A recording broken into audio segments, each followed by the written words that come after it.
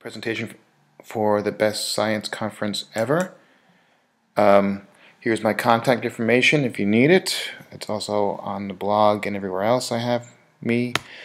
Alright, so my science preparation is at the end of the year for 4 weeks.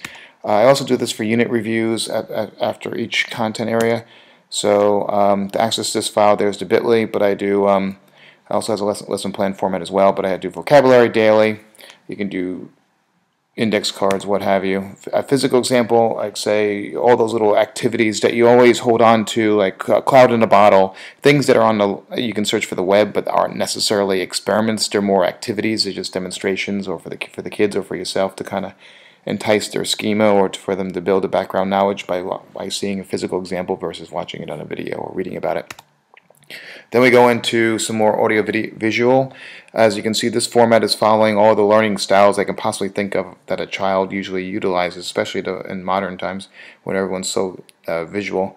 So a quick brain pop or a study jam or a condensed video from Discovery Ed. Then I go into a tactile kinesthetic activity. Paige Keeley and SOS strategies on Discovery Ed are fantastic resources for this, like getting Venn diagrams, first word, last word, agree, disagree statements, paper slide videos, you name it. Lots of activities on both resources for you to use. Then I go into a cumulative review of science concepts where it's in a test format. A quick, easy way to do this is to also making sure it's cumulative, so that because on the grades they are cumulative, they're not in any order by standards. So bring in all those multiple choice test questions, and the best way to do this is to cover the answer choices so the kids can think about it first prior to just randomly picking an answer. And of course, an exit ticket of a essential question or another open-ended question based on the content, where they can use their explain their responses in a small essay format. 2 or 3 sentences should pretty much tell you if these students are getting it or not. It's a great exit ticket.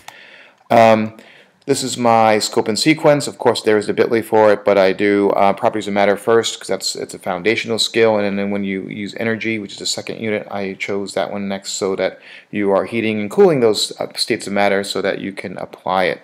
And then with heating and cooling, such as convection, that's goes straight into weather and physics because you're expanding, contracting, lifting, moving by air pressure. So I thought the physical science together was a great idea. Then I go into life science as my second semester, which includes the human body, and then the genetics, and then finally ecosystems. I put ecosystems at the end because there's a lot of end-of-grade questions based on genetics and life systems for animals, not necessarily humans, that's why you put those two together.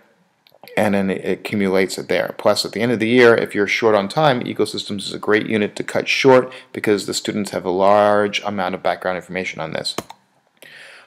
Here is my resource page. It has lots and lots of resources for you to utilize. I put them in order as a first-year teacher up to an advanced teacher, so I really prefer that you guys don't change the order of things, but I just want you to be aware that it's all in there in a sequential order for teachers who are new. They go straight to joining the listserv, which provides lots of information.